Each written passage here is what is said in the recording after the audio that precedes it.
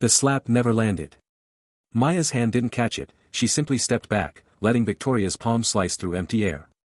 The momentum threw Victoria off balance, her Louboutin heel skidding on the marble floor of the parking garage. For 3 seconds, the most feared woman in Manhattan teetered on the edge of falling. Maya didn't reach out to steady her. "You took the wrong turn," Victoria hissed, regaining her balance. Her voice echoed off concrete pillars, sharp enough to cut glass. "Do you have any idea what you've done?" Maya kept her eyes on the GPS mounted to the dashboard of the black Mercedes S-Class. The screen showed 2 routes, the one she'd taken, marked in red with a detour symbol, and the one Victoria had expected, currently blocked by construction that hadn't been there this morning. The main route was closed. "I took the fastest alternate. I don't pay you to think. I pay you to drive where I tell you to drive. You didn't tell me anything. You got in the car and said the usual route." Maya's voice remained level, professional. She'd dealt with angry customers before, drunk college kids who'd vomited in her rideshare, businessmen who'd screamed at her for traffic she couldn't control. This woman, despite her $1,000 suit and the engagement ring that could probably pay off Maya's student loans, was just another person having a bad day. The detour added 4 minutes. "We're still 15 minutes early for your appointment." Victoria's eyes narrowed. People didn't talk back to her. They apologized, they groveled, they begged for forgiveness. This girl, this nobody in a cheap uniform that didn't even fit properly, was explaining herself like she'd done nothing wrong. "What's your name?" "Maya Chen. I'm filling in for Robert while he's out sick. Robert has worked for me for 7 years. He knows better than to improvise." Victoria pulled out her phone, manicured nails flying across the screen. "I'm calling the service." "You're done." Maya felt her stomach drop but kept her expression neutral. She needed this job. Her mother's medical bills were due in 3 days, and the hospital had already sent 2 warnings about late payments. But she wouldn't beg. She'd learned that lesson young, begging only made bullies enjoy it more. "That's your choice. But you should know that Robert specifically told me you value punctuality above everything else. I got you here early despite an unexpected road closure. If that's not what you wanted, then I apologize for the confusion." Victoria paused, thumb hovering over the call button. Something in the girl's tone, not defiant, not submissive, just factual, made her hesitate. She looked at Maya properly for the first time. Early 20s, Asian features, dark hair pulled back in a practical ponytail. No makeup. No jewelry except for a simple watch that had seen better years. The uniform hung loose on her frame, clearly borrowed from someone larger. But her posture was straight, her gaze steady. She wasn't afraid. That was unusual. "Get out," Victoria said. Maya unbuckled her seatbelt and opened the door. "Not you. Me. I'm getting out." Victoria smoothed her skirt and stepped out of the vehicle, then leaned back in. "Pick me up here at 5 p.m. Don't be late." "And Maya?" "Yes, ma'am. Next time there's a detour, you call me before you improvise." "Understood." Maya nodded slowly. "Understood." Victoria slammed the door and walked toward the elevator, her heels clicking a staccato rhythm that echoed like gunshots. Maya sat in the driver's seat, hands still gripping the steering wheel, trying to process what had just happened. She'd kept her job. Somehow, standing her ground with the most terrifying woman she'd ever met had worked. She didn't know it yet, but that wrong turn had just altered the course of both their lives. 6 hours later, Maya pulled the Mercedes back into the parking garage at exactly 4:57 p.m. She'd spent the afternoon running errands for other clients, but she'd made sure to arrive early. Whatever else Victoria Ashford was, she'd been right about one thing: Maya did value punctuality. It was one of the few things her mother had drilled into her before the cancer had started stealing her memories along with her strength. At 5:02 p.m., Victoria emerged from the elevator with another woman. They were arguing. "You can't be serious," the other woman said. She was younger than Victoria, maybe 30, with the kind of casual elegance that came from generational wealth. "Marcus will never agree to it. Marcus will agree to whatever I tell him to agree to." Victoria's voice carried across the garage. "That's why his mother chose me." Maya kept her eyes forward, hands at 10 and 2 on the wheel, but her ears tracked every word. She'd learned to make herself invisible, a useful skill when you drove people who forgot you were human. "Eleanor chose you because you're ruthless, not because you're right." The other woman grabbed Victoria's arm. "If you push this acquisition through, you'll destroy 300 jobs. People with families. People who..." Victoria pulled her arm free. People who should have worked harder to make their company profitable. I'm not a charity, Diane. Neither is Blackwell Industries. Diane's expression hardened. You know what? Everyone's right about you. You really are a monster.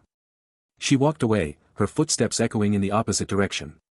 Victoria stood still for a moment, her back rigid, before continuing to the car. Maya had already opened the rear door. Victoria slid in without a word. Maya closed the door, returned to the driver's seat, and waited. Home, Victoria said finally. Maya pulled out of the garage and into Manhattan traffic.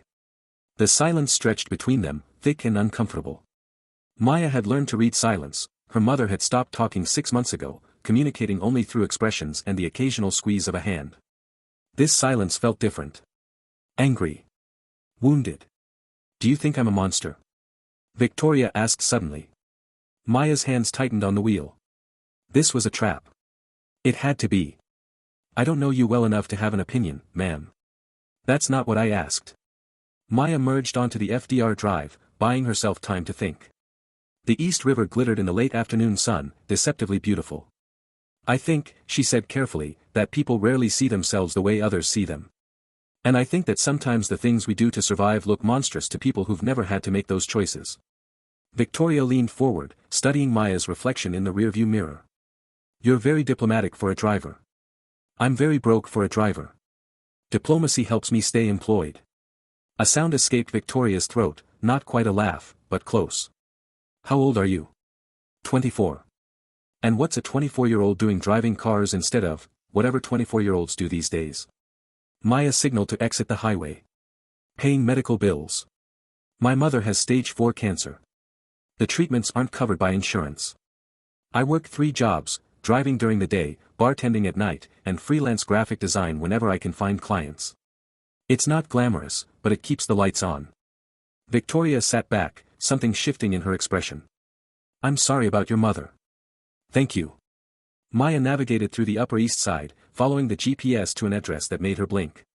She'd known Victoria was wealthy, but this was different.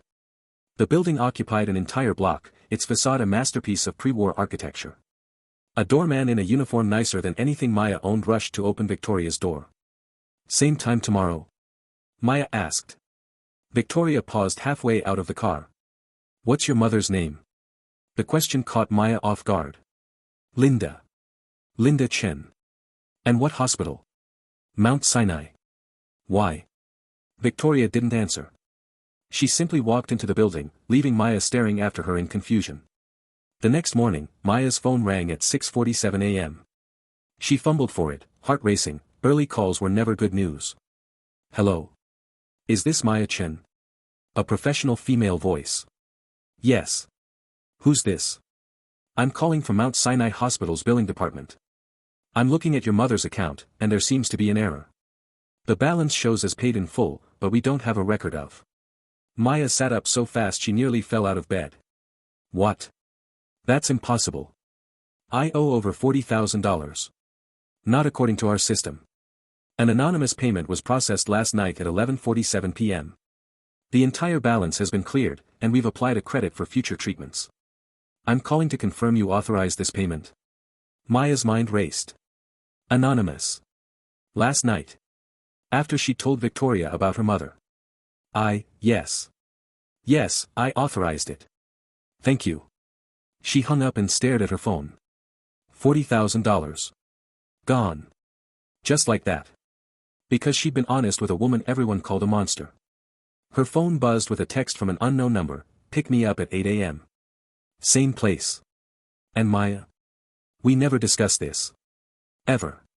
VA. Maya typed back, understood. Thank you. The response came immediately, I said we don't discuss it. Delete this conversation. Maya deleted the messages, but she couldn't delete the feeling spreading through her chest, a dangerous mix of gratitude, confusion, and something that felt uncomfortably like loyalty.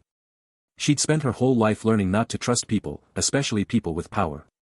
But Victoria Ashford had just paid off a debt that would have taken Maya years to clear, and she'd done it anonymously, with no expectation of thanks or recognition. Maybe monsters were more complicated than she'd thought. At 7:55 a.m., Maya pulled up to Victoria's building. At exactly 8 a.m., Victoria emerged, looking as impeccable as always in a navy suit that probably cost more than Maya's car. She slid into the back seat without acknowledging Maya beyond a curt nod. "The Blackwell Industries headquarters," Victoria said. "And take the main route today. No improvising." "Yes, ma'am." They drove in silence for 10 minutes before Victoria spoke again. "You're wondering why I did it." Maya kept her eyes on the road. "You said we don't discuss it." "I said you don't discuss it. I can say whatever I want." Victoria's reflection showed a slight smile. "I did it because you were honest with me yesterday. Do you know how rare that is? Everyone I meet wants something. They lie, they flatter, they manipulate. You just told me the truth. That's worth $40,000. Maya's throat tightened. "It's worth more than that to me. I know. That's why I did it." Victoria pulled out her tablet, signaling the end of the conversation. But after a moment, she added, "Your mother is lucky to have you." Maya blinked back unexpected tears. "Thank you." The rest of the drive passed in comfortable silence. When they arrived at Blackwell Industries, a gleaming tower of glass and steel in Midtown, Victoria gathered her things but didn't immediately exit. "I have meetings until 7 tonight. But I need you to do something for me at noon." "Of course." Victoria handed her a black credit card. "There's a boutique on Madison Avenue called Etoile. Go there and buy yourself a proper uniform. Something that fits. Tell them you work for me, they'll know what to do. And get yourself lunch somewhere nice. Put it on the card." Maya stared at the card like it might bite her. "I can't." "You can, and you will. You represent me when you're driving my car. I won't have you looking like you borrowed your clothes from a homeless shelter." Victoria's tone was sharp, but her eyes weren't unkind. "Consider it a uniform requirement, not a gift. That way your pride stays intact." Maya took the card carefully. "Yes, ma'am." Victoria stepped out, then leaned back in. "And Maya? The wrong turn yesterday? It was the right choice. The main route would have made me late. I checked. You have good instincts. Trust them." She walked away before Maya could respond, leaving Maya holding a credit card that probably had no limit and a growing suspicion that Victoria Ashford was nothing like her reputation suggested. At noon, Maya found Etoile tucked between a jewelry store and an art gallery, its window display featuring a single mannequin in an outfit that looked like it cost more than Maya's monthly rent. She almost turned around. But Victoria's words echoed in her mind, "You represent me," and Maya had never been one to do a job halfway. A woman in her 50s greeted her the moment she entered. "Welcome to Etoile. How may I help you?" "I work for Victoria Ashford. She sent me to get a uniform." The woman's demeanor shifted instantly from polite to attentive. "Of course. Miss Ashford called ahead. Please, follow me." For the next hour, Maya was measured, fitted, and dressed in clothes she'd never imagined wearing. The uniform turned out to be a collection of tailored pieces, black pants that actually fit her waist, crisp white shirts, a charcoal blazer that made her look professional instead of borrowed. Even the shoes were custom-fitted, comfortable leather that didn't pinch. Ms. Ashford specified that everything should be practical and comfortable, the woman explained. She said you work long hours and need clothes that can handle it. Maya looked at herself in the mirror and barely recognized the person staring back. She looked competent. Professional. Like someone who belonged in Victoria Ashford's world, even if she was just passing through. The woman packed everything carefully, including the outfit Maya wore out. "Miss Ashford's account has been charged. Is there anything else you need?" Maya thought about Victoria's instruction to get lunch somewhere nice. "Actually, is there a good restaurant nearby?" "Nothing too fancy, just nice." The woman smiled. "There's a bistro 2 blocks south. Tell them Margot from Etoile sent you. They'll take care of you." 20 minutes later, Maya sat in a corner booth at a French bistro, eating the best meal she'd had in years. The food was incredible, but what struck her most was the way the staff treated her. With respect. Like she mattered. Because she was associated with Victoria Ashford. Power, Maya realized, wasn't just about money. It was about how people looked at you. How they treated you. Victoria had that power, and for reasons Maya didn't fully understand, she was sharing a tiny fraction of it. Her phone buzzed. A text from Victoria, "The card has a $5,000 limit for today. Use it." "That's an order." Maya looked at the receipt for her lunch, $68, which felt simultaneously extravagant and insignificant. She thought about her mother, alone in the hospital, probably sleeping through another round of chemotherapy. She thought about the tiny apartment in Queens that she could barely afford. She thought about the 3 jobs and the constant exhaustion and the way she'd learned to make herself small and invisible to survive. And then she thought about Victoria, who everyone called a monster, who'd paid off $40,000 in medical debt without being asked, who'd noticed that Maya's uniform didn't fit and fixed it. Maya pulled out her phone and searched for Victoria Ashford. The results were immediate and damning. Ice Queen of Manhattan. The most feared woman in business. Blackwell's secret weapon. Article after article painted her as ruthless, cold, calculating. There were photos of her at charity galas, always beautiful, always alone despite being engaged to Marcus Blackwell. In every picture, her smile looked like a weapon. But that wasn't the woman Maya was getting to know. Or maybe it was, and the truth was more complicated than headlines could capture. Maya paid for lunch, $75 with tip, and walked back to the car. She had 5 hours until she needed to pick up Victoria. 5 hours to wonder what she'd gotten herself into, and why a woman with everything would bother helping someone with nothing. She didn't know it yet, but the answer to that question was buried 20 years in the past, in a neighborhood neither of them talked about anymore, in a night that had destroyed one girl and created another. At exactly 7 p.m., Maya pulled up to Blackwell Industries. Victoria emerged at 7:03, flanked by a tall man in an expensive suit. He was handsome in the way rich men often were, good genes maintained by better healthcare, confidence built on inherited wealth. Marcus Blackwell, Maya realized. The billionaire fiancé. Victoria's expression was carefully neutral, but Maya had spent enough time watching her mother's face for micro-expressions of pain to recognize the tension around Victoria's eyes. Something was wrong. Marcus opened the car door for Victoria, then slid in beside her. Maya caught his reflection in the rearview mirror. He was smiling, but it didn't reach his eyes. Home, Victoria said. Actually, Marcus interrupted, let's go to Maria. I made reservations. Victoria's jaw tightened almost imperceptibly. I'm not hungry. You haven't eaten all day.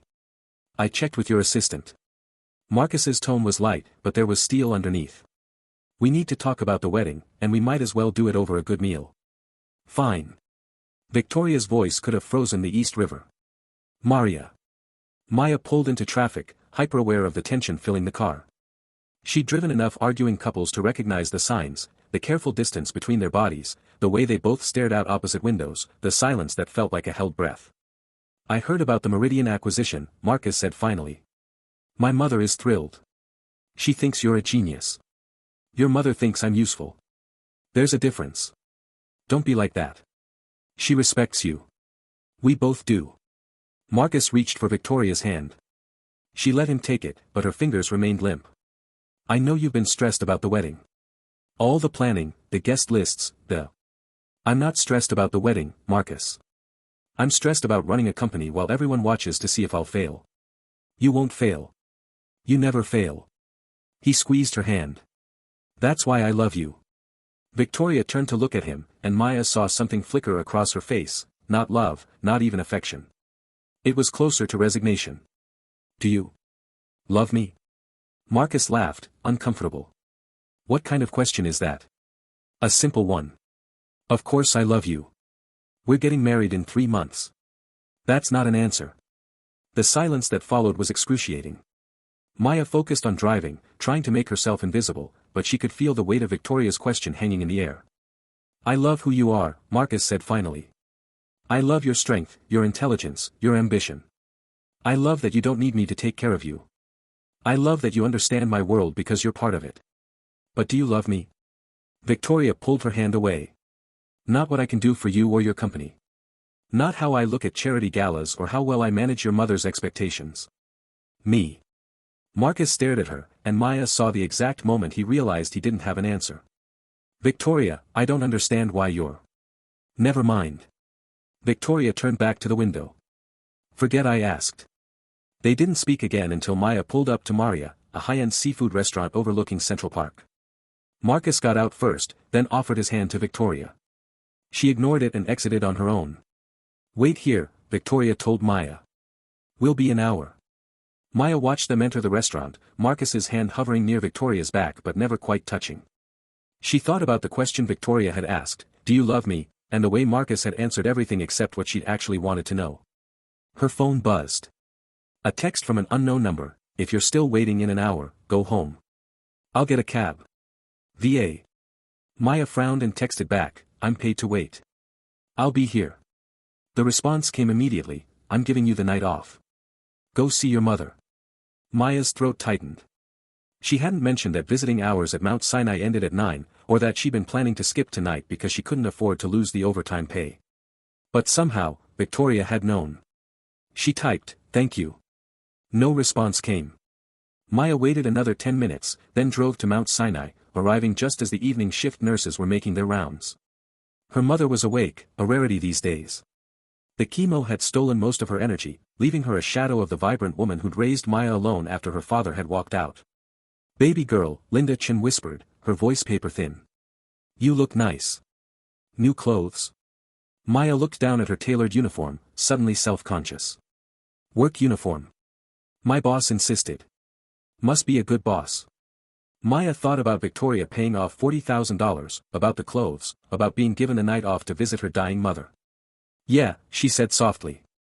I think maybe she is. Linda reached for Maya's hand, her grip weak but warm. I'm proud of you. You know that? Mom, don't. Let me say it. I'm proud of you. You work so hard. You never complain. You're stronger than I ever was. Linda's eyes filled with tears. I'm sorry I couldn't give you more. I'm sorry you have to work 3 jobs to keep me alive. I'm sorry. Stop. Maya squeezed her mother's hand gently. You gave me everything that matters. You taught me to be strong, to be honest, to stand up for myself. That's worth more than money. Is it? Linda's smile was sad. Sometimes I wonder. If I'd been smarter with money, if I'd made better choices, maybe you could have gone to college like you wanted. Maybe you could have had a real career instead of driving people around. I like driving people around. I meet interesting people. Maya thought about Victoria, about the complexity hidden behind her ice queen reputation. Really interesting people. They talked for another hour, until Linda's eyes started to close mid-sentence. Maya kissed her forehead and left, her heart heavy with the knowledge that these visits were numbered. The doctors had given Linda 6 months, maybe less. The new treatments Victoria's money had bought might extend that, but they wouldn't cure her. Maya's phone buzzed as she walked to the parking garage. A text from Victoria, did you see your mother? Yes. Thank you for the time off. How is she? Maya stared at the question, surprised by the directness. Dying. But comfortable. That's something. It's everything. Maya waited for more, but no other messages came. She drove home to her tiny apartment in Queens, showered, and collapsed into bed.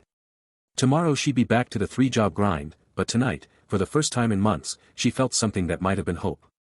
She didn't know that across the city, in a penthouse overlooking Central Park, Victoria Ashford was standing at her window, staring at the lights of Manhattan and thinking about a question she'd asked her fiancé. Do you love me? And the answer she'd already known before she'd asked it. No. Marcus didn't love her. He loved what she represented, power, control, the perfect partner for a billionaire's son. But he didn't love the girl she'd been before she became Victoria Ashford. He didn't even know that girl had existed. Nobody did. Victoria had made sure of that.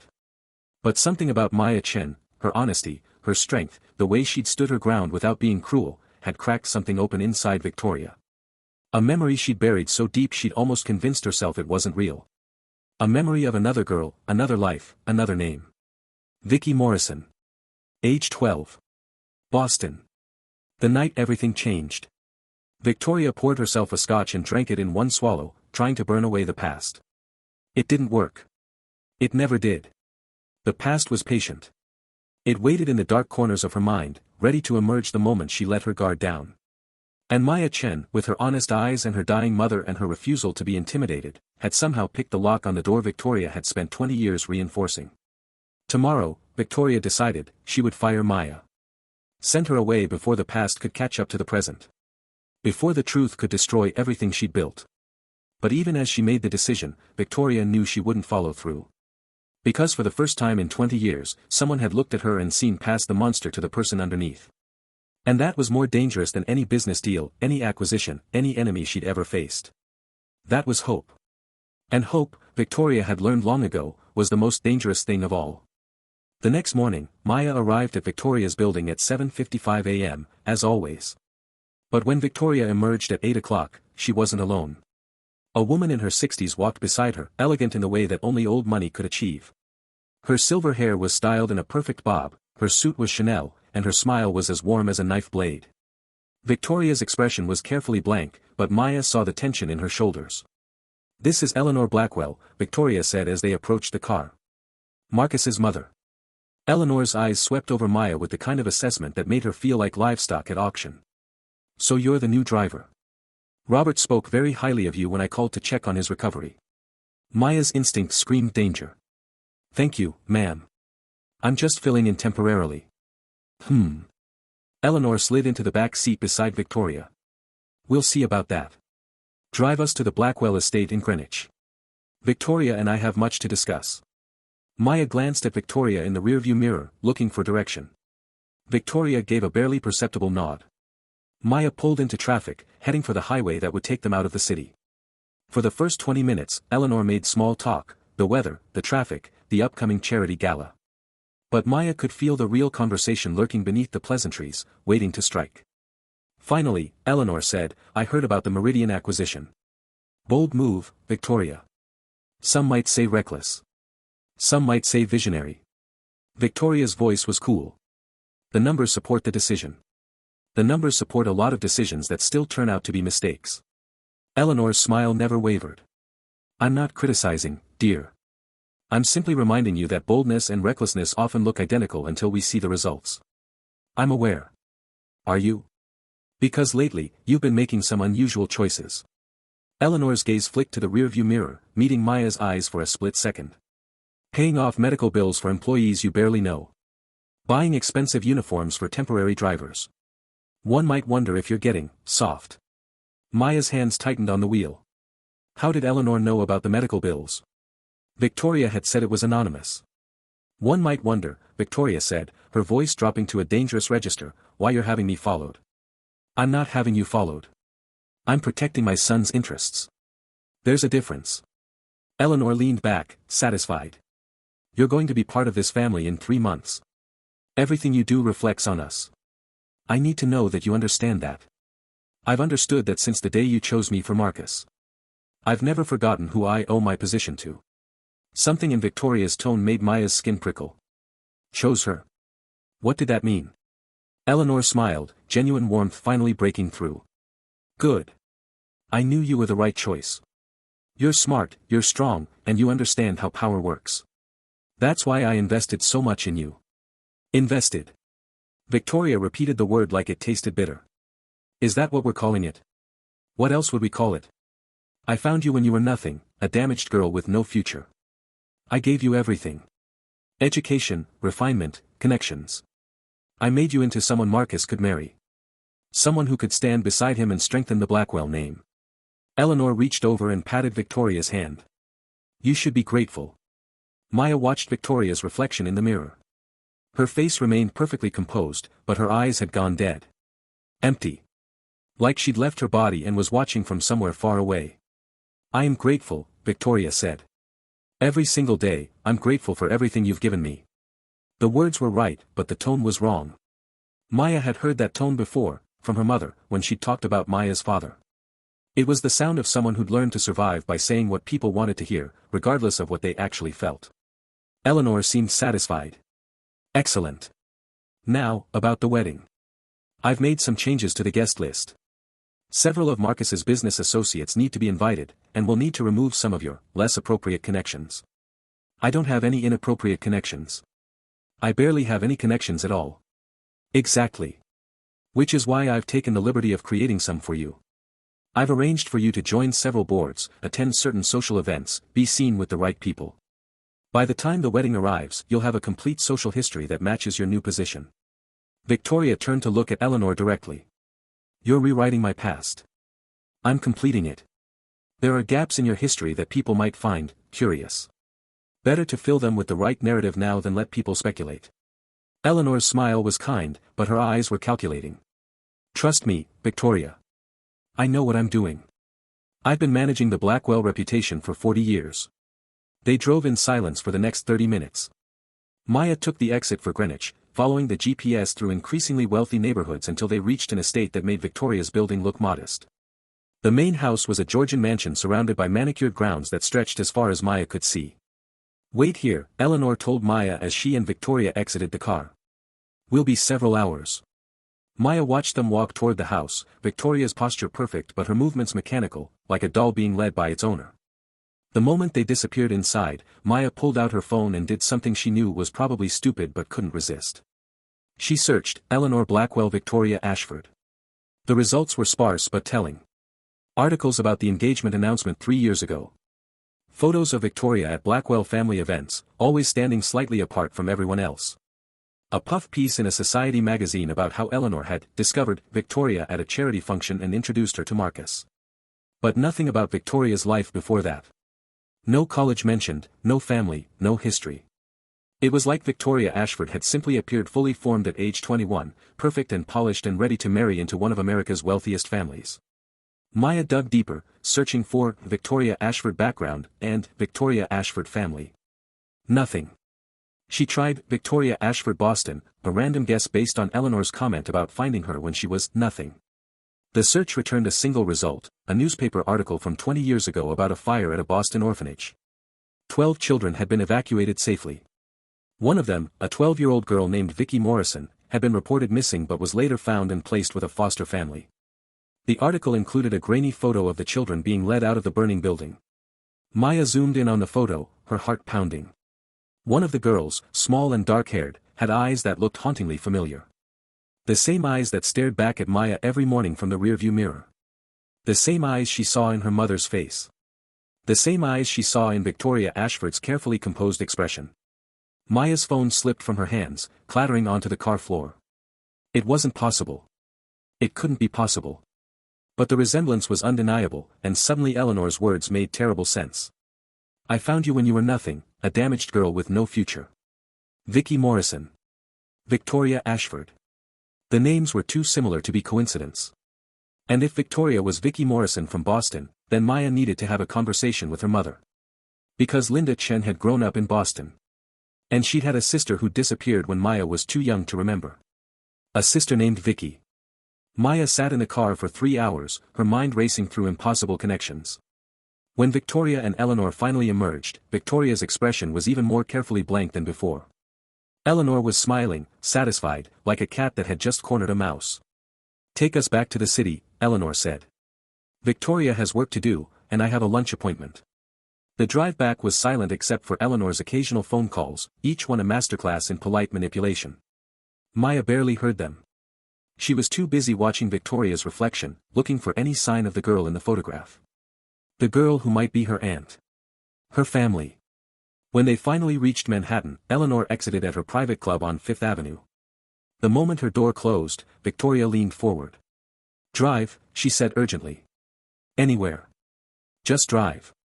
Maya pulled into traffic, heading downtown without a destination. Victoria's composure had finally cracked. Her hands were shaking, her breathing rapid. "Pull over," Victoria gasped. "I can't, I need." Maya swerved into a parking spot near Washington Square Park and turned off the engine. Victoria had her hand pressed to her chest, her eyes wide with panic. "Panic attack," Maya said calmly. She'd had enough of them herself to recognize the signs. "You're okay. You're safe. Breathe with me. In for 4 counts, hold for 4, out for 4. She demonstrated, and Victoria followed, her breathing gradually slowing. After 5 minutes, the panic receded, leaving Victoria slumped in the back seat, exhausted. "I'm sorry," Victoria whispered. "That was unprofessional. That was human." Maya turned to face her. "What did she say to you in there?" Victoria laughed, a broken sound. "The truth. She told me the truth about who I am and what I owe her. And the worst part is, she's right. Everything I am, everything I have, I owe to Eleanor Blackwell. She found me when I was 12 years old, broken and alone, and she made me into this." Victoria gestured to herself, her designer suit, her perfect hair. "She made me into someone who could marry her son and protect the family empire. And I agreed to it. I chose this. Did you choose it?" Maya's voice was gentle. "Because from where I'm sitting, it sounds like a 12-year-old girl was given a choice between survival and nothing, and she picked survival. That's not really a choice." Victoria's eyes met Maya's in the rearview mirror, and for the first time, Maya saw past the Ice Queen to the frightened girl underneath. How old were you when your father left? The question caught Maya off guard. 5. Why? Do you remember him? Barely. I remember him yelling a lot. I remember my mom crying. I remember the day he left, she told me we were better off without him, and I believed her because I was 5 and she was my whole world. Maya paused. Why are you asking? Because I'm trying to remember if I ever had a choice. If there was ever a moment when I could have said no to Eleanor and survived. Victoria closed her eyes. I don't think there was. I think I was always going to end up here, in this car, having this conversation with someone who sees too much. Maya took a breath, knowing she was about to cross a line she couldn't uncross. My mother grew up in Boston. She had a younger sister named Vicky who disappeared when she was 12. There was a fire at an orphanage. The sister was never found. The silence that followed was absolute. Victoria's eyes opened slowly, and Maya saw recognition dawn in them. Not surprise, recognition. Like she'd been waiting for this moment. What was your mother's name? Victoria asked. Before she got married? Linda Morrison. Victoria's breath caught. And your grandmother? Sarah Morrison. She died when my mom was 16. Sarah. Victoria repeated the name like a prayer. She used to make chocolate chip cookies every Sunday. She'd let us lick the spoon even though she said we'd get sick from raw eggs. We never did. Maya's world tilted. You remember her. I remember everything. I just spent 20 years trying to forget. Victoria opened the car door. Get out. We need to talk, and I can't do it in a car. They walked into Washington Square Park, finding a bench away from the crowds of NYU students and street performers. Victoria sat with her hands folded in her lap, staring at the fountain. Your mother is my sister, she said finally. Linda. I remember her. She was 6 years older than me, and she was the only person who was ever kind to me. Our father was not a good man. He drank. He hit. Linda protected me as much as she could, but she was just a kid herself. She never told me she had a sister. She probably thought I was dead. That's what Eleanor told everyone. Victoria's voice was flat, emotionless. The fire at the orphanage wasn't an accident. Eleanor said it. She needed to erase Vicky Morrison so Victoria Ashford could exist. She paid off the right people, destroyed the records, and took me. She told me that my old life was gone, that Vicky Morrison had died in that fire, and that if I ever told anyone the truth, she'd make sure Linda died too. Maya felt sick. She threatened to kill my mother. She threatened to ruin her. Same thing, really. Linda was 16, alone, trying to survive. Eleanor had the power to destroy her, get her fired from any job, evicted from any apartment, arrested on false charges. I believed her. I still believe her. Victoria finally looked at Maya. That's why I paid off your mother's medical bills. Not because I'm generous. Because I owe Linda everything. She saved my life more times than I can count when we were kids. And I abandoned her. You were 12. You didn't have a choice. I had 20 years to find her. To tell her I was alive. I chose not to because I was a coward. Victoria's hands were shaking again. And now she's dying, and I can't even tell her who I am because Eleanor is watching everything I do. If she finds out I've made contact with my past, she'll destroy both of you. Maya's mind raced. That's why she came with you today. She knows something's wrong. She saw you helping me, and she's warning you to back off. Eleanor doesn't warn. She eliminates threats. Victoria stood abruptly. You need to quit. Today. Tell the service you can't work for me anymore. Find another job, stay away from me, and maybe Eleanor will lose interest. No. Victoria spun to face her. This isn't a negotiation. I'm trying to protect you. And I'm trying to protect you. Maya stood too, meeting Victoria's eyes. You're my aunt. Your family. I'm not walking away just because some rich woman thinks she owns you. She does own me. She owns my name, my history, my future. She owns everything except the memories in my head, and she's been trying to erase those for 20 years. Victoria's voice broke. I can't let her hurt you. I can't let her hurt Linda. You have to go. What if we expose her? Tell people what she did. With what proof? The orphanage records are gone. The witnesses are dead or paid off. It's my word against hers, and I'm the damaged orphan she graciously rescued. Who do you think people will believe? Victoria laughed bitterly. Eleanor is brilliant. She doesn't just destroy people, she makes them grateful for their own destruction. Maya grabbed Victoria's shoulders, forcing her to focus. Then we find proof. We dig up the past that Eleanor tried to bury.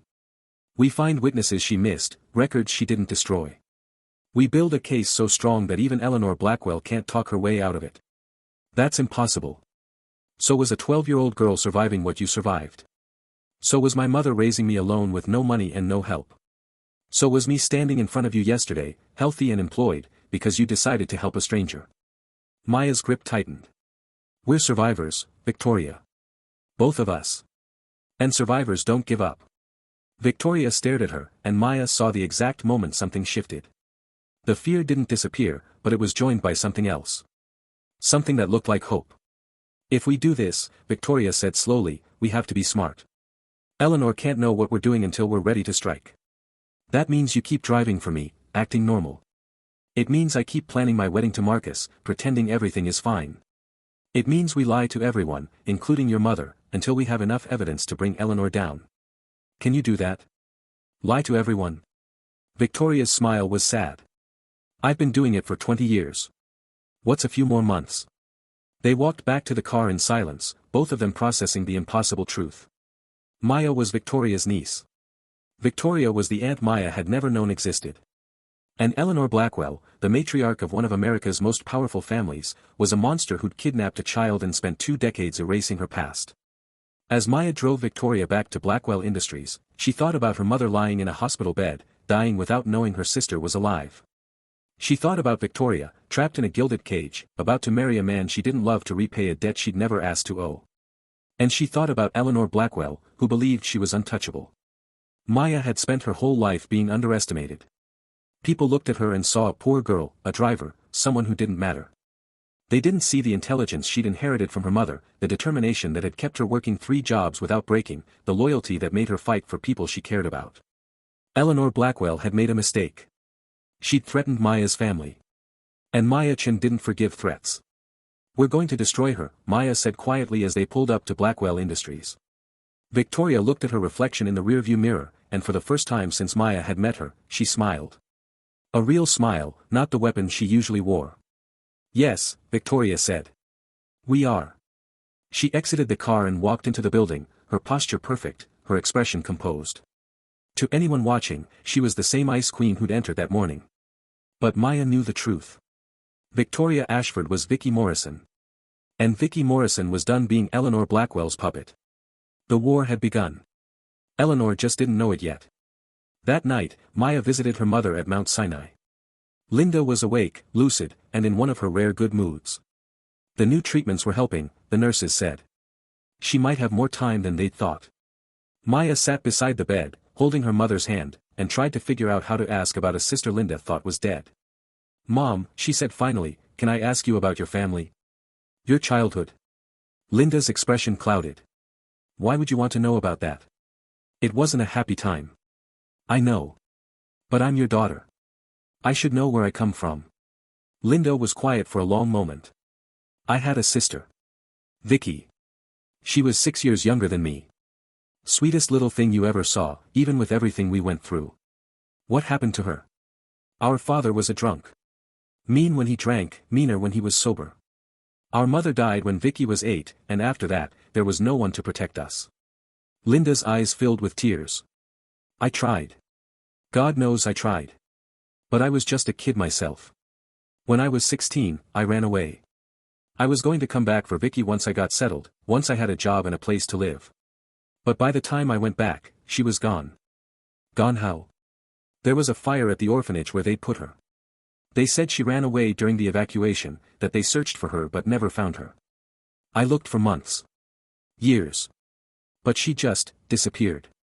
Linda squeezed Maya's hand. I failed her.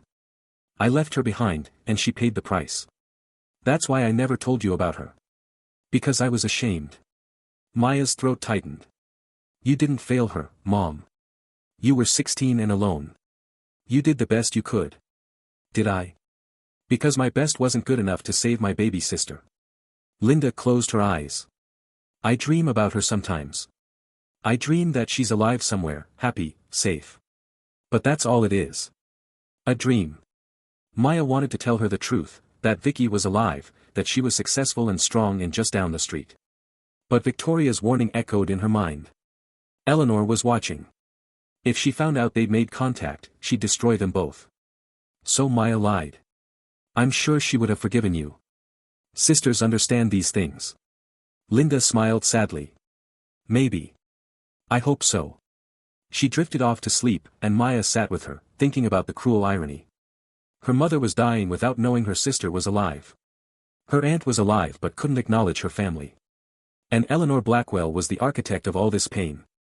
Maya's phone buzzed. A text from Victoria. Did you tell her? No. You were right. Too dangerous. Good. Meet me tomorrow at 6 a.m. Different location. I'll send the address. We start investigating. What are we looking for? Everything Eleanor tried to erase. And Maya? Thank you. For not giving up on me. Maya typed back, your family. I don't give up on family. She stayed with her mother until visiting hours ended, then drove home through the empty streets of Manhattan. Somewhere in this city, Eleanor Blackwell was sleeping peacefully, confident in her power and her control. But she'd made a mistake. She'd underestimated two things, the bond between sisters, and the determination of women who'd spent their lives learning to survive. Eleanor Blackwell was about to learn that survival wasn't just about enduring. Sometimes, it was about fighting back. And Maya and Victoria were done enduring. At 5:45 a.m., Maya pulled up to an address in Brooklyn that turned out to be a small, anonymous office building. Victoria was waiting outside, dressed in jeans and a hoodie, the first time Maya had seen her in anything other than designer suits. She looked younger, more vulnerable, and strangely more dangerous. This is a private investigation firm, Victoria explained as they entered. I've used them before for business matters. They're discreet, and they don't ask questions if you pay them enough. The investigator, a woman in her 50s named Sarah Reeves, listened to their story without interrupting. When they finished, she leaned back in her chair and whistled. You're asking me to investigate Eleanor Blackwell. Do you have any idea how powerful she is? Yes, Victoria said. I've spent the last 12 years of my life under her control. I know exactly how powerful she is. That's why I need someone who's not afraid of power. Sarah studied Victoria's face. You're the fiancée. Victoria Ashford. I've seen your picture in the society pages. I'm also Vicky Morrison. The girl who supposedly died in a fire 20 years ago. Sarah's expression shifted from skeptical to intrigued. Now that's interesting. What do you need from me? Everything.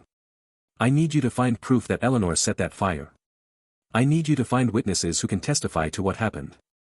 I need you to trace the money she used to pay people off. I need you to build a case so airtight that even Eleanor's lawyers can't tear it apart. That's going to take time. Months, maybe longer. And it's going to be expensive. Victoria pulled out a checkbook. How expensive? 50,000 retainer. Another 50 when I deliver results. Victoria wrote the check without hesitation. You have 3 months. The wedding is in 12 weeks. I need everything before then. Sarah took the check, her expression serious. If Eleanor finds out I'm investigating her, she'll come after me. Hard. Then don't let her find out. Victoria stood. I've spent 20 years being afraid of her. I'm done. Either we bring her down, or she destroys us trying. Either way, this ends. They left the office as the sun was rising over Brooklyn. Maya drove Victoria back to Manhattan in silence, both of them processing what they'd just set in motion. What happens if we fail? Maya asked finally. Eleanor destroys your mother's life, fires you, and probably has me committed to a psychiatric facility. She's threatened it before, said if I ever tried to leave Marcus, she'd have me declared mentally incompetent. She has doctors who owe her favors. Victoria's voice was matter-of-fact. So we don't fail. And if we succeed? Then I get my life back. My real life. My name. My history. My choice. Victoria looked at Maya. And you get your aunt back. Linda gets her sister. We get to be a family. Maya's eyes stung. I'd like that. So would I. Victoria's phone buzzed. She glanced at it and grimaced. Marcus. He wants to have lunch today. Probably more wedding planning. Are you going to tell him? About Eleanor? Not yet. Marcus loves his mother. He won't believe she's capable of what she did unless we have proof. And if I tell him before we have that proof, he'll tell Eleanor, and we're done. Victoria sighed. He's not a bad person. He's just blind to who his mother really is. They reached Victoria's building. Before she got out, she turned to Maya. Thank you. For believing me. For helping me. I know this isn't your fight. Yes, it is. She threatened my mother. She stole my aunt. She's been controlling our family for 20 years. Maya met Victoria's eyes. This is absolutely my fight. Victoria nodded and exited the car. Maya watched her walk into the building, shoulders straight, mask firmly in place. To anyone watching, she was Victoria Ashford, Ice Queen, future Mrs. Marcus Blackwell. But Maya knew the truth. She was Vicky Morrison, survivor, fighter, and family. And family was worth fighting for. The next 3 weeks fell into a careful routine. Maya drove Victoria during the day, maintaining the appearance of a professional driver-client relationship. But in the early mornings and late evenings, they met with Sarah Reeves, piecing together the puzzle of Victoria's past. Sarah was good at her job. She found the firefighter who'd been first on scene at the orphanage fire, now retired, living in Florida, and willing to talk about the irregularities he'd noticed that night. She found bank records showing large cash withdrawals from an Eleanor Blackwell account in the weeks before the fire. She found a social worker who'd been fired for asking too many questions about Vicky Morrison's disappearance. Each piece of evidence was small on its own, but together, they formed a picture. Eleanor had planned everything meticulously. She'd identified Vicky as a potential candidate, smart, pretty, young enough to be molded. She'd arranged the fire to erase Vicky's past, paid off the right people to ensure no one looked too closely, and then rescued her, presenting herself as a savior rather than a kidnapper. It's brilliant, in a horrifying way, Sarah said during one of their meetings. She didn't just take you. She made you grateful to be taken. That's next-level manipulation. Victoria's expression was stone. Can we prove it in court? Maybe. The evidence is circumstantial, but there's a lot of it. The real question is whether you're willing to go public with this. Because once you do, there's no going back. Eleanor will fight with everything she has. Let her fight. Victoria's voice was cold. I'm done running. But Eleanor wasn't idle. She'd noticed the change in Victoria, the way she'd become more distant, more distracted. And Eleanor didn't tolerate mysteries. One evening, as Maya waited outside a restaurant where Victoria was having dinner with Marcus, a black SUV pulled up beside her. The window rolled down, revealing Eleanor's perfectly composed face. Ms. Chen. How convenient. I was hoping to have a word with you. Maya's heart raced, but she kept her expression neutral. Mrs. Blackwell. What can I do for you? You can tell me what you and Victoria have been doing at 6 a.m. in Brooklyn for the past 3 weeks. The bottom dropped out of Maya's stomach. Eleanor knew. Of course she knew. She probably had people following them. I don't know what you're talking about, Maya said carefully. Eleanor smiled. Don't insult my intelligence. I know you've been meeting with someone. I know Victoria has been asking questions about her past. And I know that you, Ms. Chen, are not just a random driver. Eleanor's smile widened. I know exactly who you are. Linda Morrison's daughter. Which makes you Vicky's niece. Did you think I wouldn't notice the resemblance? Maya said nothing. There was nothing to say. Eleanor had outplayed them. Here's what's going to happen, Eleanor continued. You're going to stop whatever amateur investigation you've been conducting. You're going to quit your job and disappear from Victoria's life. And in exchange, I won't have your mother's new treatments discontinued. I won't have her evicted from Mount Sinai. I won't destroy the last few months of her life. You can't do that. Victoria paid for those treatments. With money I gave her. Money I can take back with a single phone call. Eleanor's expression was almost kind. I don't want to hurt your mother, Maya. She's innocent in all this. But I will if you force my hand. Victoria is mine. She has been since she was 12 years old. And I don't share. Maya felt rage building in her chest, hot and dangerous. She's not property. She's a person. She's a project. A very successful one. And I won't let you undo 20 years of work because you've developed some misguided sense of family loyalty. Eleanor's voice hardened. You have 24 hours to quit. If you don't, your mother will suffer the consequences. And Maya? I always follow through on my threats. Always. The SUV window rolled up, and the vehicle drove away, leaving Maya shaking with anger and fear. She pulled out her phone and called Victoria. She knows, Maya said when Victoria answered. Eleanor knows everything. She just threatened my mother. Silence. Then, where are you? Outside Maria. Where you're having dinner. Stay there. I'm coming out. 5 minutes later, Victoria emerged from the restaurant, Marcus trailing behind her looking confused. She walked straight to Maya's car and got in the passenger seat. Drive, she said. Victoria, what's going on? Marcus called. We haven't finished. I'll call you later. Victoria slammed the door. Drive, Maya.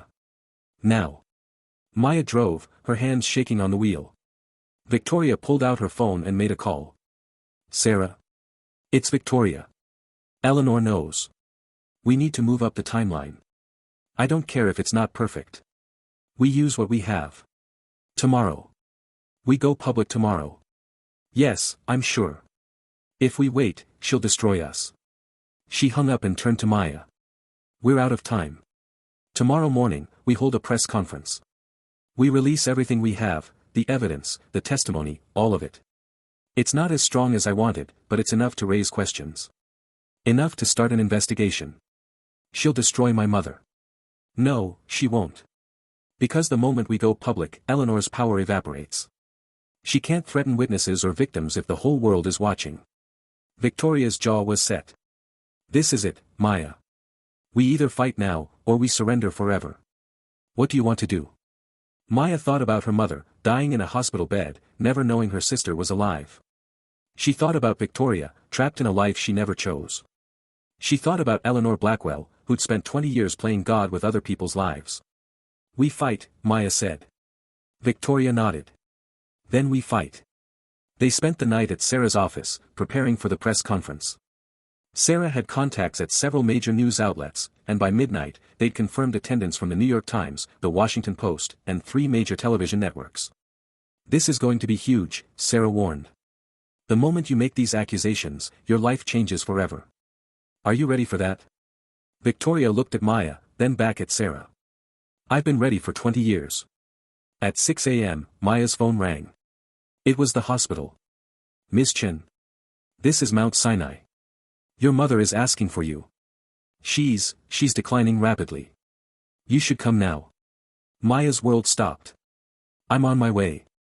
She looked at Victoria, torn between family and the fight they'd planned.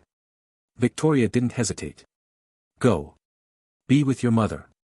I'll handle the press conference. You can't do it alone. Eleanor will. I won't be alone.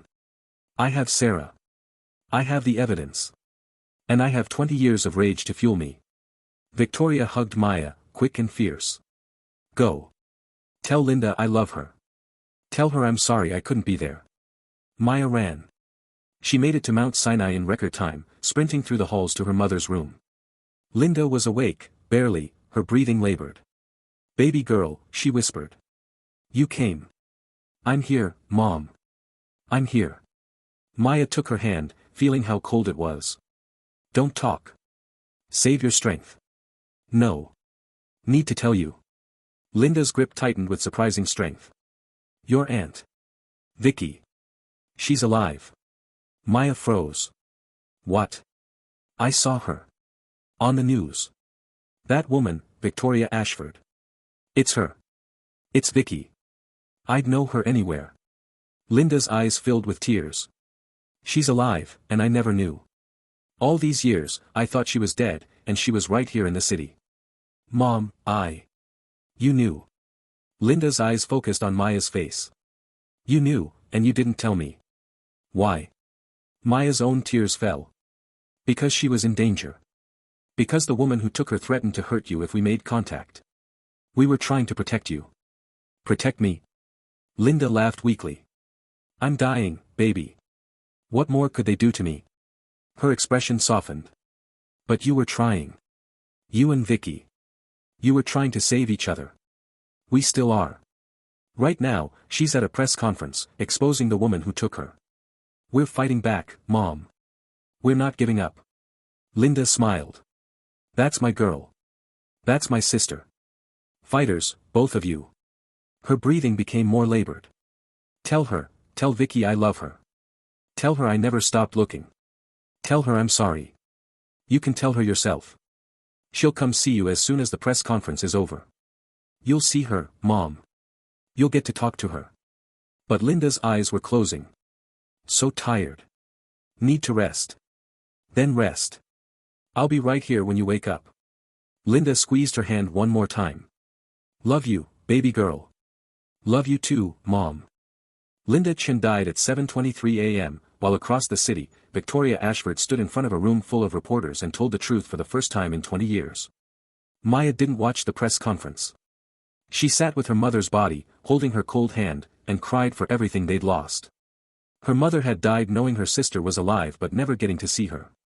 Victoria had finally found the courage to fight back, but she'd lost the chance to reconcile with the sister who'd protected her. Eleanor Blackwell had taken everything from them. Even in defeat, she'd managed to steal their reunion.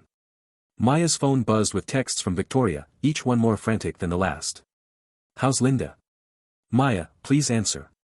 The press conference went well. Eleanor is finished. Tell Linda she's safe now. Maya. Finally, Maya typed back, she's gone. Mom died at 7:23. She knew who you were. She saw you on TV. Her last words were that she loved you and she was sorry. The response took several minutes.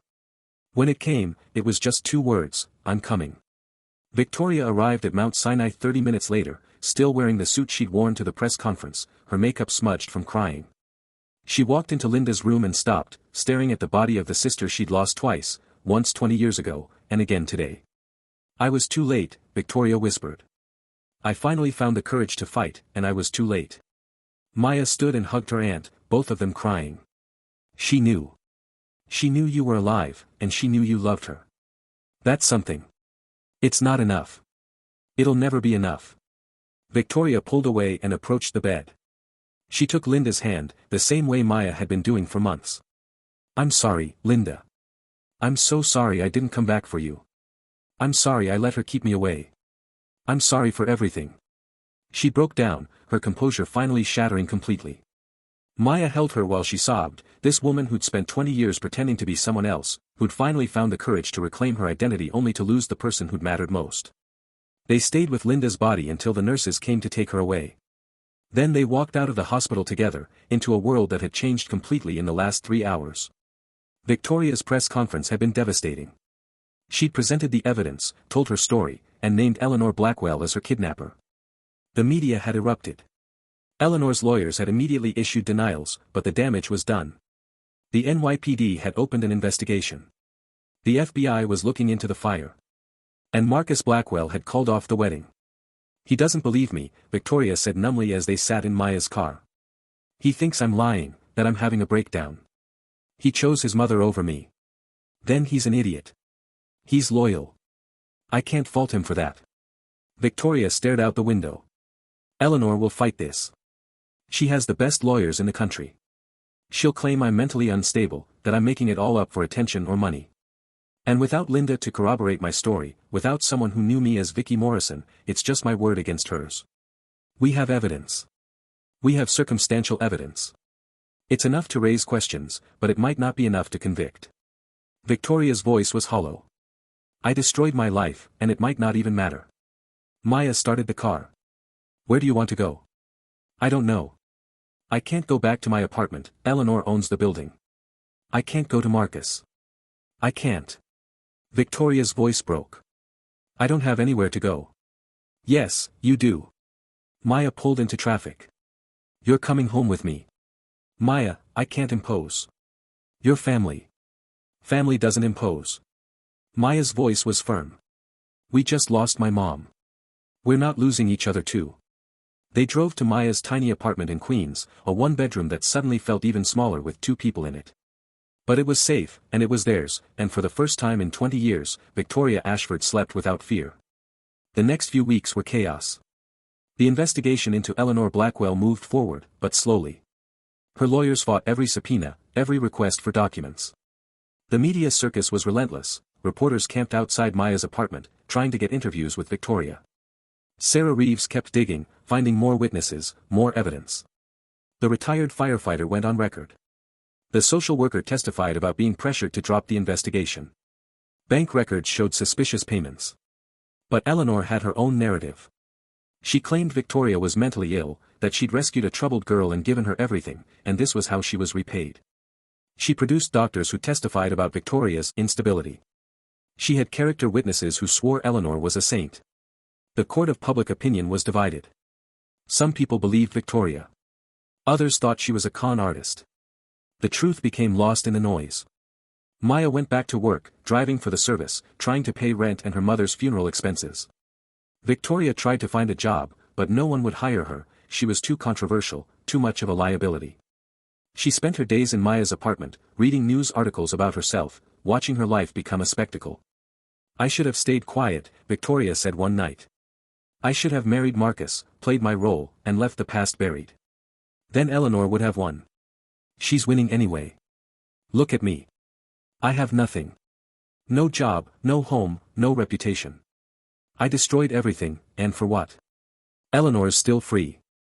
She's still powerful. Nothing's changed." Maya sat beside her on the couch. "Everything's changed. You're free. You're not her puppet anymore. You're Vicky Morrison again, not Victoria Ashford. That matters. Does it? Because right now, being Vicky Morrison means being broke and unemployed and infamous." Victoria laughed bitterly. At least Victoria Ashford had money. Victoria Ashford was a prisoner. Vicky Morrison is free. Maya took her hand. "I know it doesn't feel like it right now. I know you're scared and angry and grieving. But you did the right thing. Mom knew that. She died knowing you were fighting back. That meant everything to her." Victoria squeezed her hand. "I wish I could have told her that myself." "Me too." They sat in silence, two women who'd lost everything and found each other. Outside, the city hummed with life, indifferent to their pain. But inside Maya's tiny apartment, they had something Eleanor Blackwell had never been able to destroy: family. And family, Maya had learned, was worth fighting for. Even when the fight seemed impossible. Even when the odds were stacked against them. Even when it cost everything. Because some things were worth more than money or power or reputation. Some things were worth everything. The trial began 3 months later. The prosecution had built a case around the evidence Sarah had gathered, but it was circumstantial at best. Eleanor's defense team was formidable. They attacked Victoria's credibility, questioned her motives, suggested she was fabricating everything for money or revenge. Maya attended every day of the trial, sitting in the gallery, watching her aunt testify about the worst moments of her life. Victoria was composed on the stand, answering every question with calm precision. But Maya could see the toll it took, the way her hands shook when she thought no one was looking, the way her voice wavered when she talked about the fire. The prosecution's star witness was the retired firefighter, Thomas Brennan. He testified about the irregularities he'd noticed that night, the way the fire had started in multiple locations simultaneously, the smell of accelerant, the fact that all the orphanage's records had been stored in the room where the fire started. "I reported my suspicions," Brennan said. "But I was told to drop it. Someone higher up said it was being handled. I was young, I needed my job, so I dropped it. But it's haunted me for 20 years. Eleanor's lawyer cross-examined him ruthlessly. "Isn't it true that you were disciplined multiple times for insubordination? Isn't it true that you have a history of making unfounded accusations? Isn't it possible that you're testifying now because Ms. Ashford is paying you?" "No one's paying me," Brennan said firmly. "I'm testifying because I saw a crime, and I stayed quiet about it for 20 years. I'm not staying quiet anymore." The social worker, Patricia Gomez, testified next. She described being pressured to close the case on Vicky Morrison's disappearance, receiving threatening phone calls, eventually being fired when she refused to comply. "I knew something was wrong," she said. "A 12-year-old girl doesn't just vanish without a trace. But every time I tried to investigate, I hit a wall. Records were missing. Witnesses refused to talk. And then I started receiving threats, calls in the middle of the night, warnings that I should drop it if I knew what was good for me." "And you believe Eleanor Blackwell was behind these threats?" the prosecutor asked. "I know she was. One of the calls came from her personal assistant. I recognized the voice." Eleanor's lawyer objected, claiming hearsay. The judge sustained it. But the damage was done, the jury had heard it. The bank records were entered into evidence, showing large cash withdrawals from Eleanor's accounts in the weeks before the fire. Eleanor's explanation was simple: she'd been making charitable donations, as she often did. The prosecution couldn't prove otherwise. Finally, Victoria testified. She told her story from beginning to end: the abuse she'd suffered as a child, the night of the fire, Eleanor's rescue, the 20 years of manipulation and control. She was articulate, detailed, and utterly convincing. But Eleanor's lawyer was better. "Isn't it true, Ms. Ashford, or should I say Ms. Morrison, that you have a history of mental health issues?" "I've had therapy, yes. Given what I went through, that's not surprising." "Therapy for what, specifically?" "PTSD. Depression. Anxiety. And isn't it true that your therapist noted you had difficulty distinguishing between real memories and imagined ones?" Victoria's jaw tightened. "That was early in my treatment, when I was still processing trauma. It's not relevant to. Isn't it possible that you've constructed this entire narrative as a way to cope with the trauma of your childhood?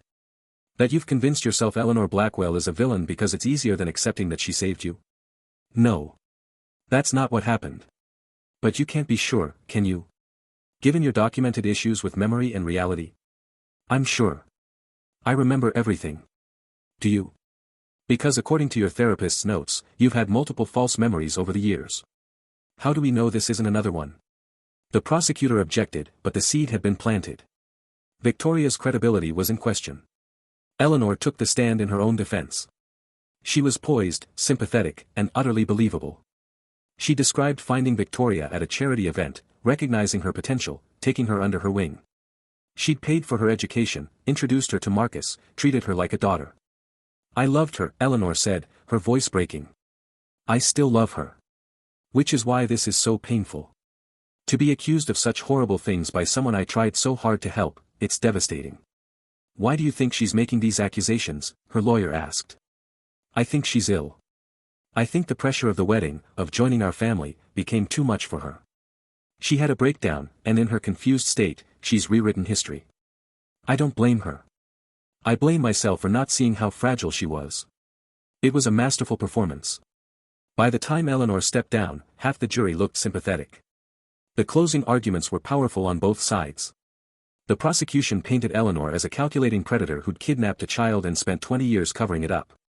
The defense painted Victoria as a troubled woman who'd invented a conspiracy to explain her own mental illness. The jury deliberated for 3 days. When they returned, their verdict was not guilty on all counts. The courtroom erupted. Maya felt like she'd been punched in the stomach. Victoria sat perfectly still, her face blank, as Eleanor's supporters cheered and reporters rushed for the exits to file their stories.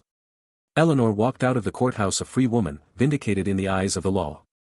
Victoria walked out a pariah, her reputation destroyed, her accusations dismissed as the ravings of a mentally ill woman.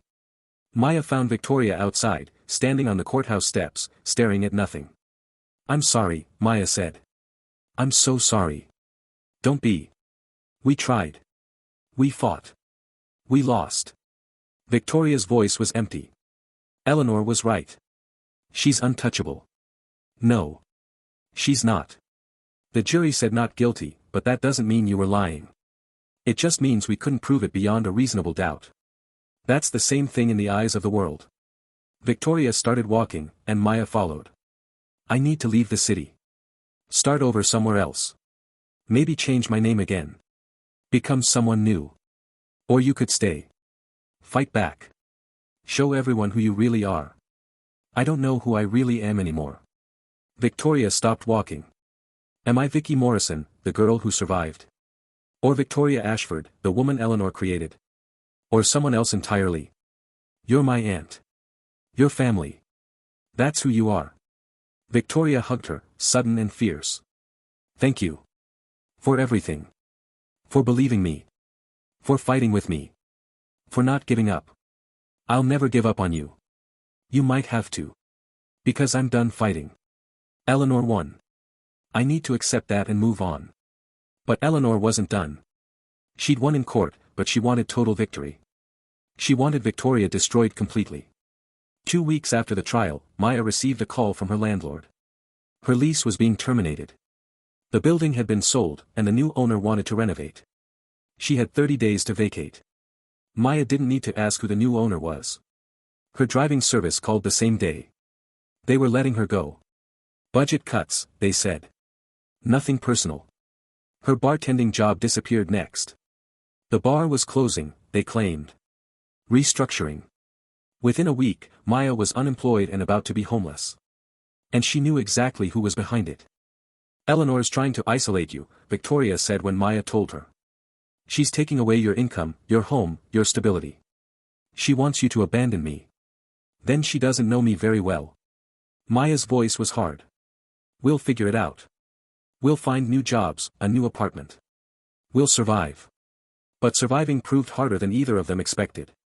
No one would hire Maya. Word had spread that she was associated with Victoria Ashford, the woman who'd made false accusations against Eleanor Blackwell.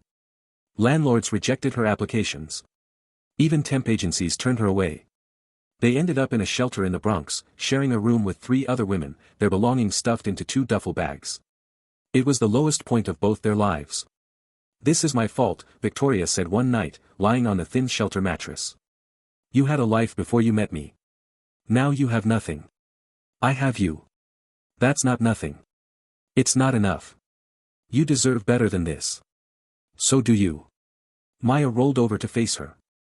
Eleanor thinks she can break us by taking away our things. But she can't take away what matters. She can't take away our family. She can't take away our truth. And she can't take away our choice to keep fighting. I'm tired of fighting. Then rest. I'll fight for both of us. Victoria smiled sadly. You're more like Linda than you know. She never gave up either. Then let's honor her memory by not giving up now. They stayed in the shelter for 2 months, working odd jobs, saving every penny. Maya cleaned houses. Victoria worked at a laundromat. They were invisible, forgotten, dismissed by the world that had once courted Victoria's favor. But they were together. And they were free. And then, on a Tuesday morning in October, everything changed. Sarah Reeves called. I found something. Something big. Can you meet me? They met at a diner in Queens, the kind of place where nobody looked twice at 2 women in second-hand clothes. Sarah slid a folder across the table. I kept digging after the trial. I couldn't let it go.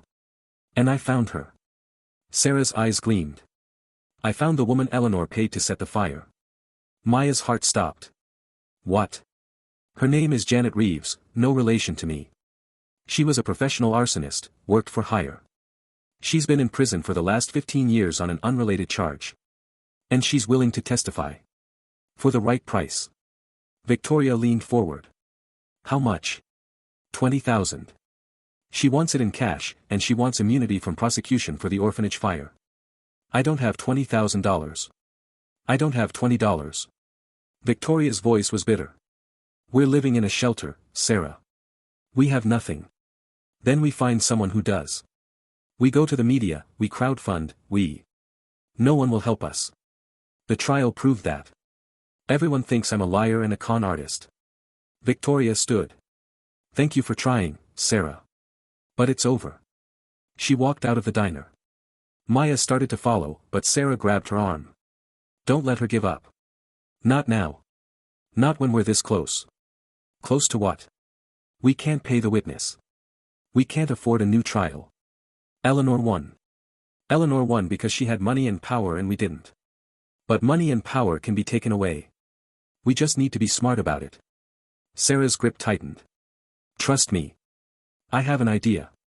Maya found Victoria outside, sitting on a bench, staring at the traffic. She sat beside her. Sarah has an idea. Sarah always has ideas. They never work. This one might. Maya took Victoria's hand. But I need you to trust me. Can you do that? Victoria looked at her, and Maya saw the exhaustion in her eyes. The defeat. The resignation. But underneath it all, there was still a spark. Still a fighter. What's the idea? Victoria asked. Maya smiled. We're going to rob Eleanor Blackwell. Victoria stared at her. You're joking. I'm not. Sarah found out that Eleanor keeps a safe in her home office. Cash, jewelry, documents. Probably $20,000 or more. We break in, take what we need to pay the witness, and get out. That's insane. That's illegal. That's justice. Maya's voice was firm. Eleanor stole your childhood. She stole 20 years of your life. She stole my mother's chance to see her sister again. She's stolen everything from us. I think we're entitled to take back $20,000. If we get caught, we go to prison. If we don't try, Eleanor wins forever. Is that what you want? Victoria was quiet for a long time. Then she laughed, a real laugh, the first Maya had heard in months. You're absolutely insane. You know that? I learned from the best. Maya squeezed her hand. So. Are we doing this? Victoria's smile was dangerous. We're doing this. Sarah's plan was simple but risky. Eleanor hosted a charity gala every year at her Greenwich estate. During the event, the house would be full of people, but the private quarters would be empty. Maya would pose as catering staff and slip away to Eleanor's office. Victoria would create a distraction if needed. Sarah would be outside in a getaway car. This is the stupidest thing I've ever done, Victoria said as they drove to Greenwich on the night of the gala. She was wearing a catering uniform Sarah had acquired, her hair pulled back, her face free of makeup. She looked nothing like the polished Victoria Ashford who'd once graced society pages. It's the bravest thing you've ever done, Maya corrected. She was dressed identically, both of them anonymous in black and white. They arrived at the estate and joined the stream of catering staff entering through the service entrance. No one looked at them twice. They were invisible, exactly what they needed to be. The gala was in full swing, Manhattan's elite mingling in Eleanor's ballroom, champagne flowing, laughter echoing. Maya and Victoria worked their way through the crowd, serving appetizers, blending in. At 9:30 p.m., Maya slipped away. She'd memorized the layout of the house from blueprints Sarah had obtained. Eleanor's office was on the second floor, east wing. The safe was behind a painting of Eleanor's late husband. Maya climbed the servants' stairs, her heart pounding. The hallway was empty, silent. She found the office and slipped inside, closing the door behind her. The painting was exactly where it was supposed to be. Maya lifted it off the wall, revealing the safe underneath. Sarah had given her the combination, obtained from a former Blackwell employee who'd been fired and was happy to help. Maya's hands shook as she turned the dial. Left to 23. Right to 47. Left to 19. Click. The safe opened. Inside was more than Maya had expected. Stacks of cash, easily $50,000. Jewelry worth probably 10 times that. And documents, folders and folders of documents. Maya grabbed the cash, stuffing it into her bag. Then, on impulse, she grabbed the documents too. Maybe there was something in them that could help their case. She was closing the safe when she heard voices in the hallway. I need to get something from my office, Eleanor's voice said. It will just take a moment. Maya's blood turned to ice. She looked around frantically. There was nowhere to hide, the office was too open, too sparse. She was trapped. The door handle turned. Maya did the only thing she could think of. She stepped behind the door as it opened, pressing herself against the wall, holding her breath. Eleanor entered, followed by another woman. They were deep in conversation, not looking around. The Meridian acquisition is proceeding as planned, Eleanor said. Victoria's little tantrum didn't affect it at all. I'm surprised Marcus didn't stand by her, the other woman said. Marcus knows where his loyalty lies. Besides, Victoria was always temporary. I was grooming her to be his wife, not his partner. Once she served her purpose, she was disposable. Eleanor laughed. The girl actually thought I cared about her. As if I'd waste emotion on a damaged orphan. Maya's hands clenched into fists. She wanted to scream, to attack, to make Eleanor pay for every cruel word. But she stayed silent, invisible. Eleanor walked to her desk, picked up a folder, and turned to leave. She paused at the door, frowning. Did you move this painting? She asked the other woman. No. Why? Eleanor stared at the painting, which Maya had hastily rehung but not quite straight. It's crooked.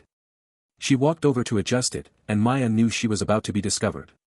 There was no way Eleanor wouldn't notice the safe was open. But before Eleanor could reach the painting, a fire alarm blared through the house. Eleanor cursed. What now? She hurried out of the office, the other woman following.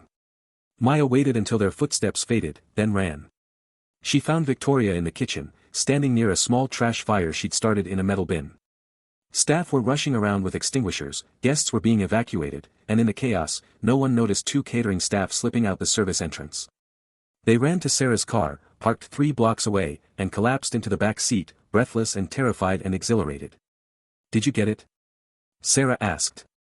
Maya held up the bag. "I got it. And more." They drove back to the city in silence, the weight of what they'd done settling over them. They'd crossed a line. They'd committed a crime. There was no going back. But when Maya opened the bag and saw the documents inside, she knew it had been worth it. Because Eleanor Blackwell had kept records of everything. Every bribe she'd paid. Every witness she'd silenced. Every crime she'd committed in the last 30 years. Including detailed notes about the orphanage fire, the abduction of Vicki Morrison, and the systematic erasure of her past. "This is it," Sarah breathed, reading through the documents. "This is everything we need." She documented her own crimes. Why would she keep this? Victoria asked. Insurance. Leverage. If anyone ever came after her, she could threaten to expose others. Sarah's smile was fierce. But she never expected anyone to steal it. They took the documents to the FBI the next morning. This time, there was no trial, no jury, no chance for Eleanor's lawyers to spin the narrative. The evidence was irrefutable, documented in Eleanor's own hand. Eleanor Blackwell was arrested at her home 3 days later. The charges included kidnapping, arson, bribery, witness tampering, and a dozen other crimes spanning 3 decades. The media that had once dismissed Victoria's accusations now scrambled to apologize. The jury that had found Eleanor not guilty looked foolish. And Marcus Blackwell, who'd chosen his mother over his fiancée, had to face the truth about the woman who'd raised him. He called Victoria the day after Eleanor's arrest. "I'm sorry. I should have believed you. I should have." "It doesn't matter now," Victoria said. Her voice was tired but not unkind. "You loved your mother. I can't fault you for that. I loved you too. I still do." "No, you don't. You loved Victoria Ashford, the woman your mother created. You never knew Vicki Morrison. And that's okay. I'm not sure I knew her either." Victoria paused. "I hope you find someone who makes you happy, Marcus. Someone real." She hung up and turned to Maya. "Is it wrong that I don't feel anything? No anger, no satisfaction, no relief. Just empty. You've been fighting for so long, you forgot what peace feels like." Maya hugged her. "Give it time. The feelings will come." Eleanor's trial was swift. With the documentary evidence, there was no defense. She was convicted on all counts and sentenced to 25 years in prison. At 63 years old, it was effectively a life sentence. Victoria attended the sentencing. She sat in a gallery and watched the woman who controlled her life for 20 years be led away in handcuffs. Eleanor looked at her once, her expression unreadable. "I made you," Eleanor said as she passed. "Everything you are, I created." Victoria stood. "No. You made Victoria Ashford. But I'm Vicki Morrison. And Vicki Morrison made herself." Eleanor was led away, and Victoria walked out of the courthouse into a world where she was finally, truly free. The media attention brought unexpected opportunities. A publisher offered Victoria a book deal to tell her story. A documentary filmmaker wanted to make a film. Speaking engagements poured in, universities, conferences, survivor groups. Victoria accepted some and declined others. She wrote the book, using it to process everything she'd been through. She gave speeches about surviving abuse and manipulation. She started a foundation to help children in foster care and orphanages. And she changed her name legally back to Vicki Morrison. Maya went back to school, using money from the book deal to finish her degree. She studied social work, wanting to help people the way Sarah had helped them. She graduated 2 years later, and her first job was at Vicki's foundation. They bought a house together in Brooklyn, a small brownstone with room for both of them and memories of Linda Chen in every corner. They hung photos of Linda on the walls, keeping her memory alive. On the anniversary of Linda's death, they visited her grave together. Vicki placed flowers on the headstone, her hand trembling. "I'm sorry I wasn't there," she whispered. "I'm sorry for everything." "She knew you loved her," Maya said. "That's what mattered." "Is it enough?" "It has to be." They stood in silence, 2 women who'd lost everything and found each other. The past couldn't be changed, but the future was theirs to write. And for the first time in their lives, they were free to write it together. 5 years later, Maya stood in front of a crowd at a fundraising gala for the Morrison Foundation. She was 31 now, confident and poised, no longer the scared girl who'd driven cars to pay medical bills. 5 years ago, she said, I met a woman who everyone said was a monster. They called her the Ice Queen of Manhattan. They said she was ruthless, cold, calculating. And you know what? They were right. She was all of those things. Because that's what she had to be to survive. Maya smiled. But underneath the Ice Queen was a 12-year-old girl named Vicky Morrison who'd been stolen from her family and spent 20 years trying to find her way home. And when she finally found the courage to fight back, the world told her she was lying. The court said she was crazy. The media said she was a con artist. But she kept fighting. And she won. Not because she had money or power or connections. But because she had something Eleanor Blackwell could never take away, the truth. Maya gestured to Vicky, who was sitting at a table near the front, looking uncomfortable with the attention. My aunt taught me that survival isn't just about enduring. It's about fighting back. It's about refusing to let the people who hurt you define who you are.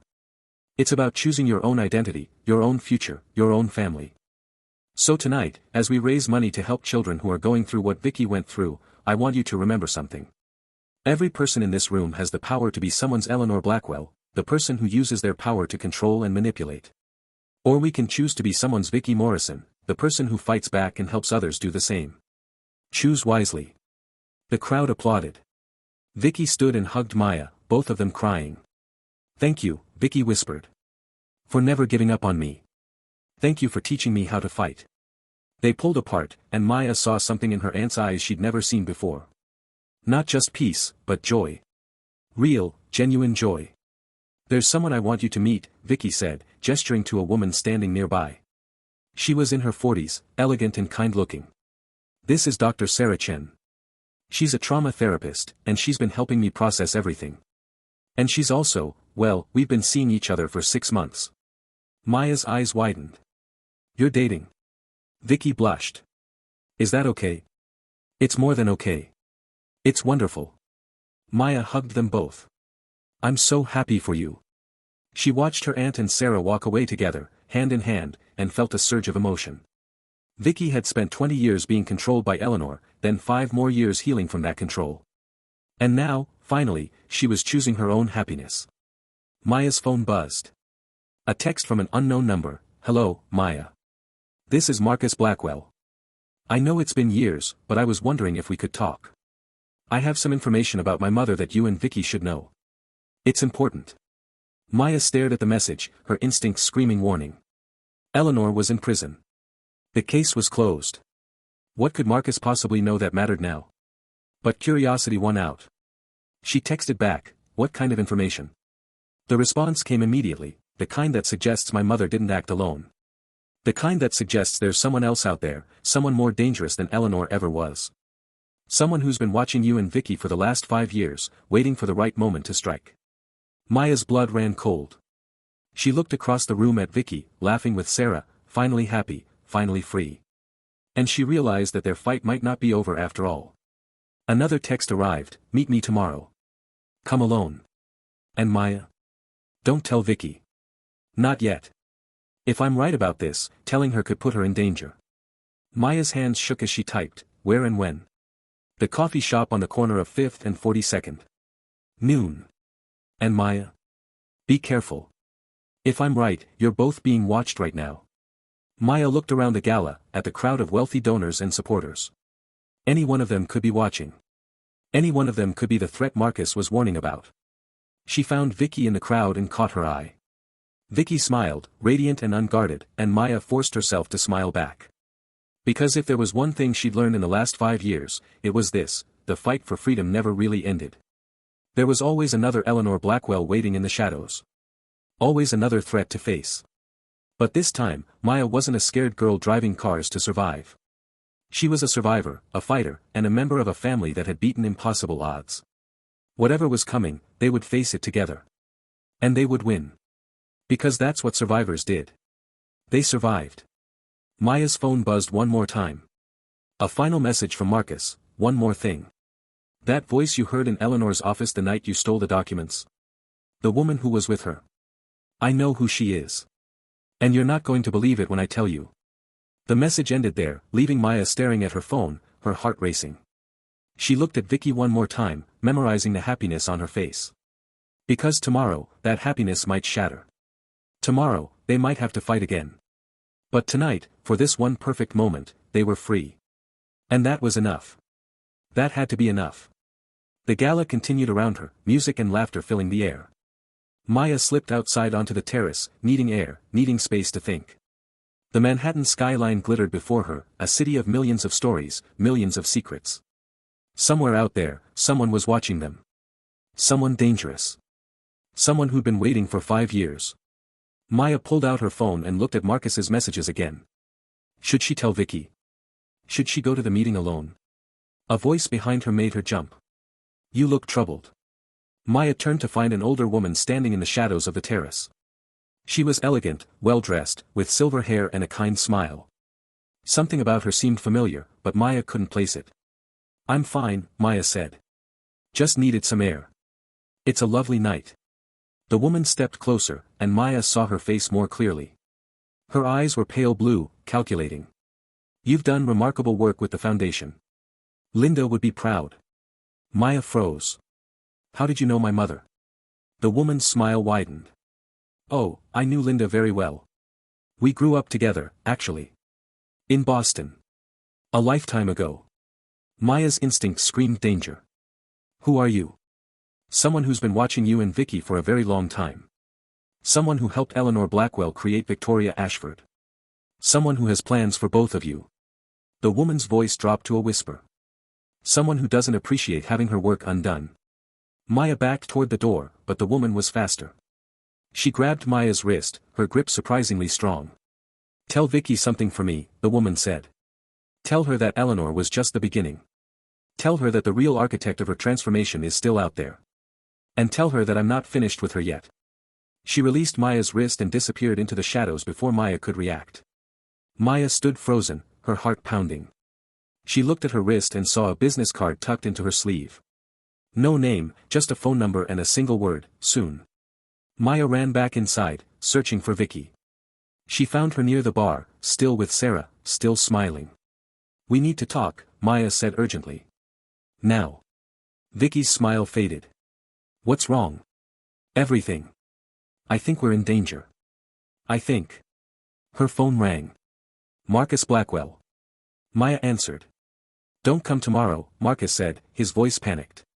It's a trap. She knows I was going to warn you. She knows everything. You need to run. Both of you. Right now. Who? Who knows? The woman who really controls the Blackwell family. The woman who's been pulling the strings for 40 years. My grandmother. The line went dead. Maya stared at her phone, then at Vicky, then at the business card in her hand. And she realized that their story wasn't ending. It was just beginning. Because somewhere in Manhattan, a woman who'd spent 40 years building an empire of secrets and lies was making her move. And this time, she wasn't going to let Vicky Morrison escape.